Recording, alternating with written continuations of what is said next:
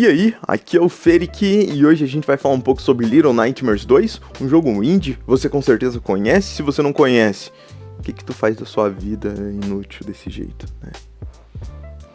Mas vai ser um jogo pautado muito em questões que ficam de forma a ser entendido de formas diferentes por cada pessoa.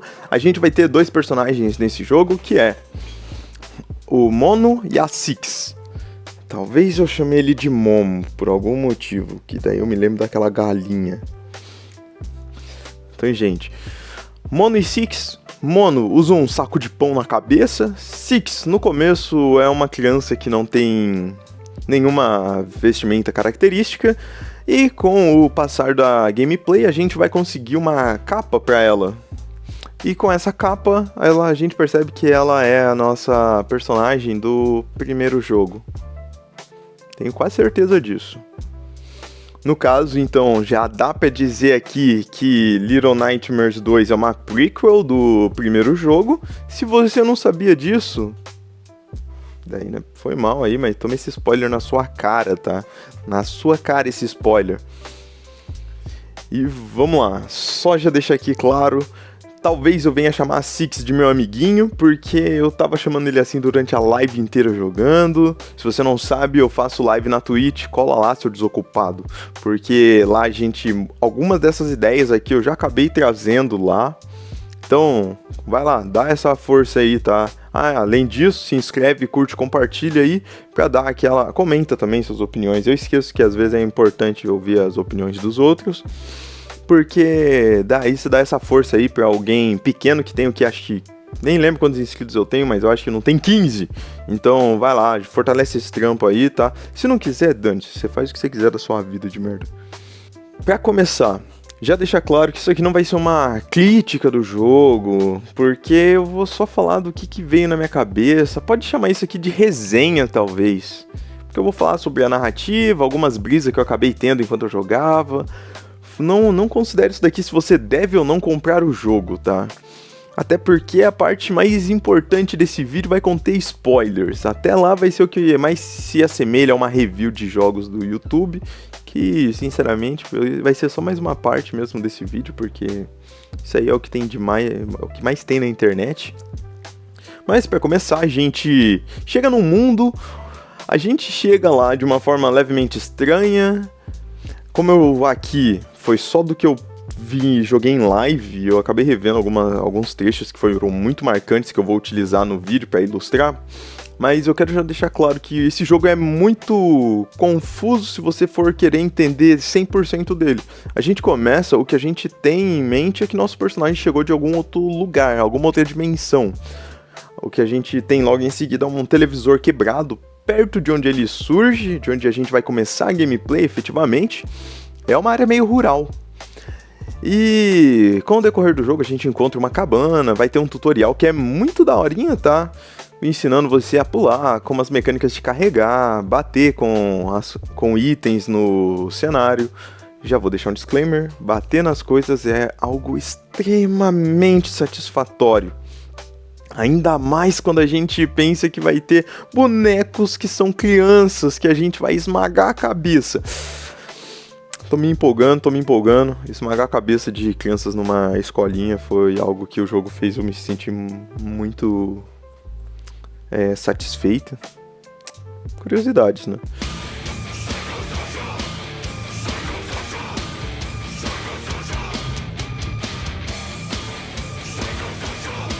Mas a gente vai ser integrado, vai ser colocado nessas questões de gameplay logo de cara. A gente vai ver tudo que o jogo vai nos exigir um domínio depois. Logo neste começo ele já chega e ó, toma, faz isso daqui, faz aquilo. Você quer chegar nesse ponto? Ó, pode fazer isso aqui, pode fazer esse outro aqui.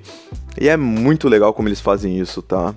Sobre como que eles mostram que a gente vai ter a capacidade maior de utilidade do arremesso de item, algo que já tinha no Little Nightmares 1, mas sinceramente, ele só era utilizado em um ou outro puzzle. Aqui, ele tem uma questão de desativar algumas armadilhas que a gente vai encontrar, e a gente vai encontrar muitas armadilhas. Nessa área rural a gente vai seguindo até que a gente chega numa casa onde vai ser a residência de um perseguidor. E mesmo padrão de Little Nightmares 1, perseguidor são sempre seres altos e a gente um ser minúsculo que vai ter que lidar com esses problemas e esses desafios no jogo. Isso vai me deixar refletir um pouco mais sobre isso, que sim, tem bastante brisa aqui. Para começar, como que a gente vai encontrar o Six? É nessa área, nessa primeira área a gente encontra o nosso amiguinho que vai nos acompanhar durante todo o jogo. No caso, Six está preso num quarto. Ele está trancado dentro do quarto.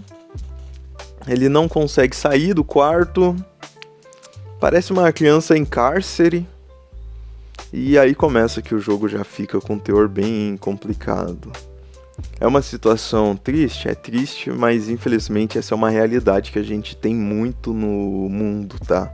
Crianças que vivem em cárcere para satisfazer desejos de outras pessoas. Aqui eu tô sendo bem generalista, tá? Desde PDFs até pessoa que é uma criança para ser seu trabalhador de casa, sua zeladora para casa, sua dona de limpeza, sua dona de casa. Isso acontece, infelizmente, acontece menos hoje em dia, eu acho, não sei. O número de desaparecimento de crianças continua muito alto, que indica que pessoas ainda estão querendo crianças para algumas coisas. E o jogo já começa com isso, tá? Se você não quer um vídeo pesado, sai daqui, tá? Você quer que a pessoa fale só de gameplay? Mano, esse vídeo não é pra você, tá? Tô ligado? Dá seu like. Se não der seu like, daí deu mancada, tá? Mas dá seu like, eu vou acabar abordando temas muito pesados, tá?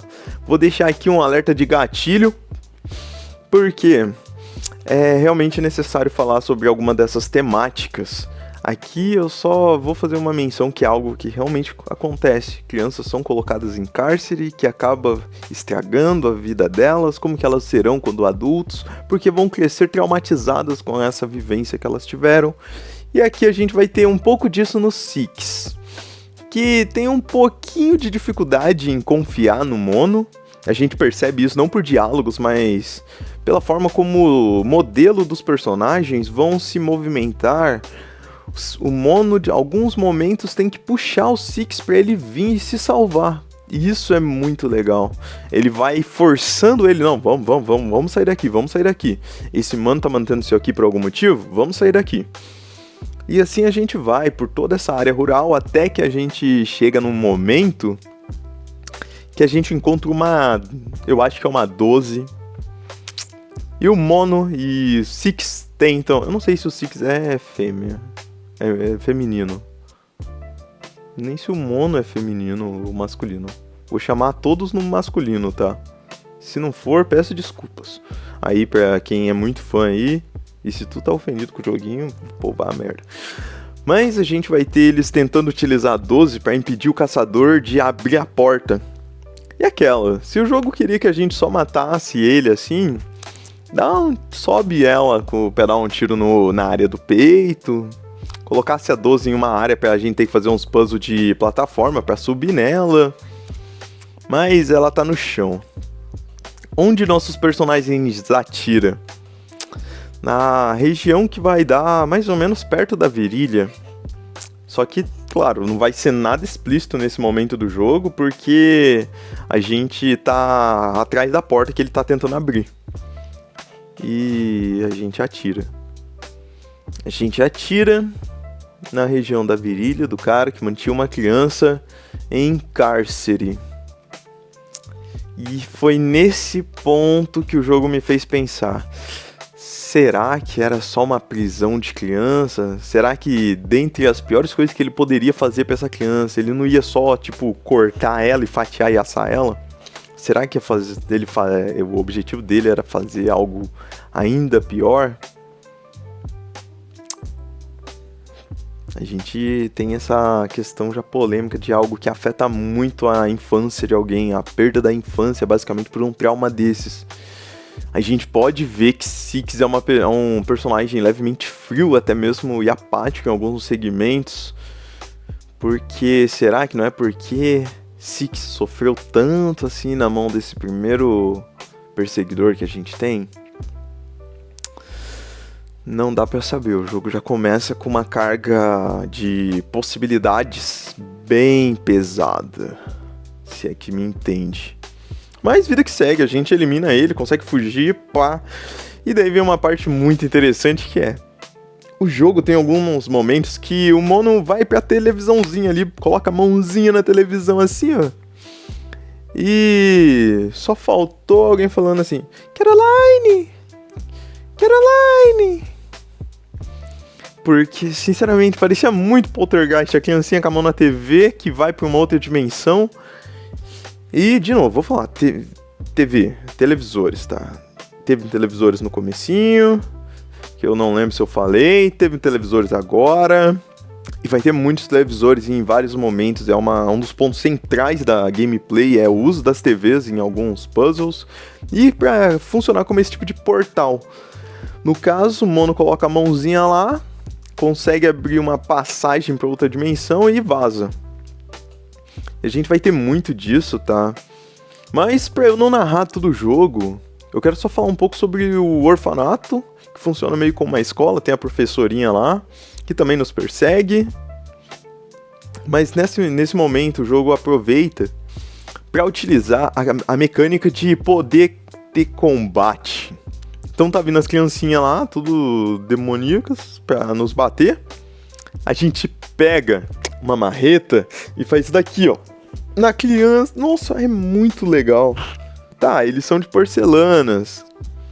Mas ainda assim é legal, tá? É muito legal isso, tá? A gente bate nos outros no Little Nightmares 2. Outro ponto que também é muito marcante com Little Nightmares 2 e tá focado principalmente na gameplay é alguns puzzles... dificuldades que a gente vai encontrar em alguns ambientes, que é por causa da necessidade da gente usar os televisores. A gente vai ter alguns perseguidores que eles vão estar fissurados na televisão. E aí é um ponto legal. Por que eu acho isso um ponto legal? Nesse jogo a gente vai ter essas televisões que a gente vai ter que ligar e desligar elas em alguns momentos. Elas funcionam como portais... Elas vão funcionar como uma forma de distração dos inimigos. E isso é algo que clica muito com um debate que acontece há muito tempo sobre como algumas tecnologias servem para fazer uma alienação nas pessoas. Hoje em dia fala-se muito da alienação gerada pelos smartphones, pelos celulares, pela internet. Porém, isso já aconteceu com quadrinhos, com filmes, com TV... com rádio, com jornais, com panfletos, e isso é algo que sempre vai acontecer. Qualquer nova tecnologia que acabe sendo uma forma de informação rápida que seja possível, pode vir a acabar gerando essa alienação. Aqui, quando eu menciono informação, pode ser tipo esses vidinhos bobo que você tá vendo aqui agora, tá? Não precisa ser algo que é notícia. Que eu não posso deixar de dizer que nos dias de hoje é ainda mais importante esse debate sobre a alienação. A gente passa por um momento onde, mesmo com acesso à informação sendo algo fácil, algumas pessoas preferem acreditar numa informação falsa porque receberam de um lugar que elas estão acostumadas a receber suas informações, que é uma alienação bem complicada. Hoje em dia a gente luta contra certas ideologias que são extremamente tóxicas porque as pessoas não têm mais a capacidade, foram tão alienadas por essas novas tecnologias que fazer um simples raciocínio desse jeito é algo extremamente difícil. Vide aqui a gente ter gente que acreditou por muito tempo que a vacina fazia mal. A gente tinha pessoas que infelizmente não vai poder me xingar nesse vídeo, que falavam e defendiam como intelectuais que a Pepsi era adoçada por fetos abortados. E isso não é na época da super informação que a gente tem hoje. Isso mostra o ponto que é essa alienação que alguns recursos conseguem fazer na pessoa. Porque você pode sim ter uma ferramenta na sua mão para conseguir ter todas as respostas. verdadeiras para aqueles casos, ou pelo menos as respostas mais consistente com as informações possíveis naquele momento. Porém, vai ter gente que está tão alienada que não vai conseguir fazer um breve raciocínio e vai seguir um efeito manada. No jogo a gente vê isso representado muito bem quando a gente desliga um televisor. A gente desliga um televisor, o que acontece com as pessoas? Acabam correndo para outro televisor que esteja ligado, ou então elas vão te atacar. Sim, elas estão lá, você pode passar do lado delas, se elas estiverem vendo a TVzinha. Impediu a TVzinha, eles vão te atacar, tá? Como animais. Manada seria um bom termo pra gente acabar utilizando nesse ponto, porque ver o que aconteceu quando a gente teve pessoas que foram punidas por compartilhar fake news, foi gerado todo um ataque por divulgar informação falsa sobre uma doença que poderia ter causado menos danos. O pessoal não vai pensar mais quando ele tá nesse nível de alienação. Ele vai seguir o que tá chegando para ele, que ele acha conveniente. O que não for conveniente, ou removeu essa conveniência que ele estava tendo, você é um inimigo, e a gente vê isso nesses personagens. Eles não são tão diferentes da gente, do Momo e do Six. Por quê? Momo e Six estão perdidos tentando se ajudar. Eles já não estão mais nem tentando se ajudar, estão só ferrados ali, como animais. Como animais que vão servir a alguma finalidade. Enquanto isso, a gente tem Mono e Six, que vão seguir nesse caminho, tentando acabar com a torre de transmissão, porque foi percebido que essas transmissões geram alguma alteraçãozinha aqui. Daí cai naquela.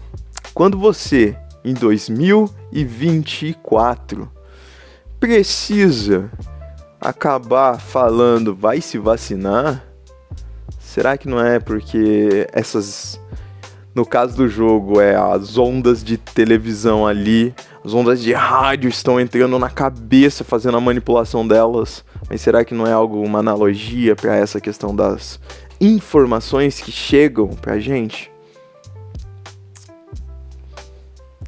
Infelizmente, essa é a vida que a gente tem que lidar. Porque é tão mais fácil ficar preso nesse mundo onde a gente não precisa pensar por conta própria, que a gente considera inimigo quem quer que a gente faça isso. Claro, isso são coisas que eu tirei boa parte da minha interpretação enquanto eu jogava esse segmento. Quem tava na live, a gente conversou um pouquinho disso até, de como que é utilizado para alienação de pessoas. Então por isso que eu falo, aqui vai ser basicamente um recorte das brisas que ocorreram em live. Teve coisa que eu removi, porque não vou falar aqui, porque depois que finalizo o jogo já vi que o que eu tinha pensado estava totalmente errado, então aqui vai ser mais o centro das ideias. Peguei tudo que foi debatido de forma central para acabar trazendo. Teve coisas que eu, infelizmente, não vou ter como dar créditos, porque a live não existe mais o chat para eu ver quem foi que falou. Mas foi sobre como que o efeito manada é utilizado em Little Nightmares, principalmente no segmento do hospital, quando a gente tem que lidar com criaturas no escuro, que eles não conseguem se localizar sem... Quando você aponta a luz pra eles, eles ficam paralisados. Teve alguém na live falando basicamente que é quando você joga o conhecimento pra eles, eles estão à luz, a lanterna, como se fosse uma forma de levar o conhecimento. Esse pessoal que foi alienado não consegue agir porque é muito difícil lidar com conhecimento de algo que você tem que aprender e quebrar seus preconceitos. Foi uma ideia muito legal, eu lamento, se por acaso tu que mencionou isso aí, eu acho que eu vou lembrar depois quem foi, se eu lembrar eu coloco na descrição, se eu não conseguir ver quem foi, se você que falou isso aqui na live pra mim, diga aí no comentário aí que eu vou deixar destacado, tá? Mas essa é uma questão que o jogo acaba trazendo. E vou falar só sobre mais um perseguidor, porque senão esse vídeo vai ficar gigante. Que é o Homem de Terno e Chapeuzinho, que parecia o Slenderman, tá? Era o Slenderman, mas devagarzinho, que ele vai devagar, tem poderes mentais ali. Depois a gente consegue lidar com ele com poderes. E agora, a partir daqui, se você não quer spoilers pesados de Little Nightmares, tchau, dá like, vai pra live assistir, tá? De segunda a quinta, sempre tem live. Domingo, quase sempre tem. No domingo eu jogo Destiny pra qualquer um daí entrar, eu vou começar. Então pode ir lá. E então vamos, bora. Vou deixar aqui o canalzinho. Não, pera, aqui? É desse lado. Aqui, acho que vai ser aqui. É nessa região aqui, ou é aqui, não sei onde vai ficar não. Mas eu vou colocar daí o íconezinho da Twitch, o nomezinho pra você poder seguir lá, tá? Mas vamos falar então desse último perseguidor, que é basicamente o ressentimento. No final do jogo a gente tem, depois de derrotar ele, a gente vai salvar o Six. E a gente tem que salvar o Six porque o Six está se transformando em um monstro desses também. Isso vai ficar em branco pra mim, porque eu não consegui ter uma ideia, mas depois de tudo que o Six sofreu, ele acabou se tornando ali uma pessoa, um monstro também. É o que a gente pode perceber que é uma constante nesse jogo, que é poderes é igual você se tornar monstros, e crianças vão se tornar isso em boa parte. Mas a gente salva o Six, faz ele voltar a ser uma criança e... uou, beleza, good ending, né? A gente começa a fugir.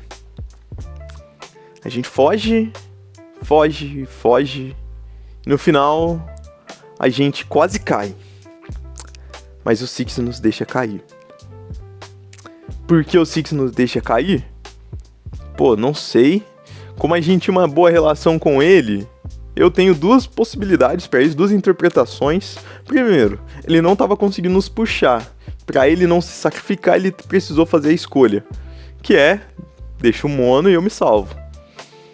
Segunda, talvez por causa do mono ter conseguido usar seus poderes para derrotar o Homem de Terno, Six pode ter ficado com medo de que ele se tornaria alguém como seus algozes, como o cara que prendeu ele na casinha lá da primeira fase do jogo. São essas duas possibilidades, e assim a gente cai. O mono cai, foi despencando, e morreu? Não, ele não morre. E aí que vem a parte legal, tá? Looping temporal. O jogo meteu looping temporal. Porque a gente vai lá, tá num bagulho a la Lovecraft, que é um monte de gosma em tudo quanto é canto, paredes de gosma, um trono ali com uma cadeirinha e mais gosma. Cheio de gosma. E o mono senta lá e fica lá. E a gente vai observando.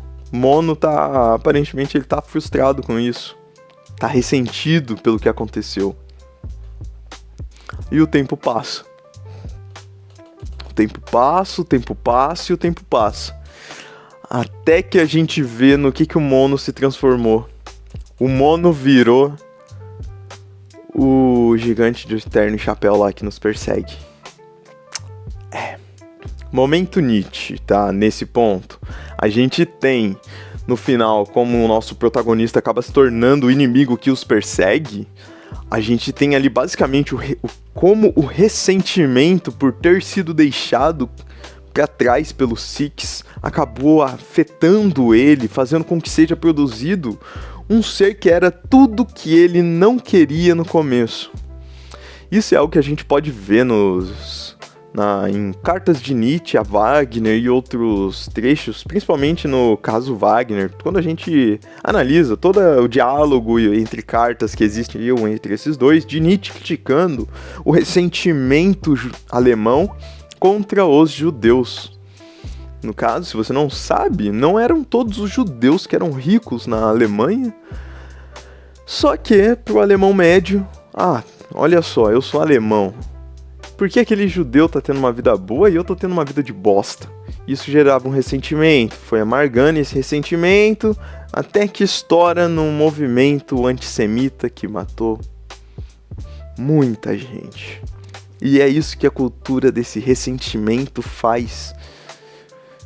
Uma das facetas dessa cultura nazifascista surge de um ressentimento com o agora, que faz com que eles queiram alterar o que está acontecendo, o caminho, o curso, e trazer ao que era antes. E aqui a gente tem um looping temporal, onde nosso personagem, o Mono, com o passar do tempo, almeja capturar o Six, porque assim o Mono não teria tido esse problema, não teria ficado preso. Vê como é um looping de reacionarismo aqui, de trazer o passado de volta e alterar o que foi o círculo da história. Isso a gente vê quando tem esse looping temporal no Little Nightmares 2. É uma forma de se interpretar. E outra perspectiva que a gente pode acabar tendo com o final de Little Nightmares 2 está na questão de educação. Aqui não só a educação escolar, mas uma educação de forma macro, como você deve se portar na vida em sociedade. No caso, vou citar aqui, eu acho que é do Paulo Freire, que quando a educação não é libertadora, o sonho do oprimido se torna ser um opressor. E é isso que a gente vê o Mono se tornando. É isso que a gente vê com o Six no Little Nightmares 1. Até nesse 2, se você pensar que ele decidiu soltar um Mono só pra não ter mais trabalho, porque não tava gastando muita energia. Mas por quê? Aqui a gente tá num mundo onde o que eles têm, basicamente? Abandono. Por quê? Nenhum adulto se importa no cuidado com eles. A gente tem adultos que estão fissurados na televisão, né? Não que aconteça hoje em dia, tá? Não tô falando que tem adultos que ficam com celulares vendo fake news e não dão conta de conversar com seus filhos. Longe de mim falar um bagulho que existe algo assim. Tá lá preocupado mais com o post no Instagram que o seu famoso favorito vai acabar fazendo. Seu filho tá lá ainda, lá sozinho. Quando não tá com o celular, criando outra criança já alienada e pra ter mais traumas e continuar nesse ciclo vicioso. Não que uma criança que foi traumatizada por algumas ações irá cometer essas ações. É só que isso afeta a criança, que faz com que ela, se não lidar com isso, precise de ajuda muito séria, para ela não colocar essas ações na sua vida. Porque é muito comum, como eu falei, se ele é oprimido, ele pode acabar se tornando o opressor. É o que a gente vai ver com nossos personagens, porque essa é a vida que eles acompanharam. Em nenhum momento, fora a relação de Mono e Six, a gente vê uma relação de carinho existindo naquele mundo. Mesmo a professora do orfanato é extremamente ríspida e agressiva com as crianças. Então, a gente pode ver que, infelizmente, a violência, ela pode, infelizmente, acabar gerando mais violência. E aqui eu não tô falando só de violência física, mas, por exemplo, uma violência contra uma criança pode ser um abandono. Se você não tem uma vivência carinhosa, a chance de você ser um adulto levemente disfuncional tá ali, tá? Tenho exemplos que eu conheço que sabem muito bem disso. Não vou mencionar nomes. Não que eu seja um, tá? Não tô falando isso, tá? Mas a gente tem que tomar muito cuidado como que vai ser essa questão. Porque é muito difícil você lidar com isso depois de adulto. Falo por experiência própria. Fiz acompanhamento psicológico por um bom tempo para conseguir lidar com a minha psique. E é algo que muita gente não vai atrás. Então essas foram algumas das minhas brisas com Little Nightmares 2. Se eu vou ter que, vamos lá, pra pessoa que tá aqui só pelo joguinho mesmo e não pelas brisas, joga Little Nightmares, tá? A narrativa é muito da hora, uma narrativa nada intrusiva, né? Como deu pra perceber, o jogo não te conta merda nenhuma, tu que vai ter que descobrir o que acontece. E ainda assim a gameplay é muito legal, tá? Aquela, pra um jogo ser bom, pra mim ele tem que ter uma gameplay boa ou uma história boa. Little Nightmares tem as duas coisas muito bom, tá? Muito bom. Não é igual a alguns outros jogos que tem uma história bacana, mas a gameplay é meio chatinha pra mim, tipo GTA V. Segundo vídeo que eu gravo, eu tenho que falar meio mal de algo que todo mundo gosta. Assim é bom. Mas é isso. Vou ficando por aqui. Não sei quanto tempo tá dando isso daqui. Espero que não muito, porque eu sou péssimo em editar e eu vou ter que editar isso. Então, falou!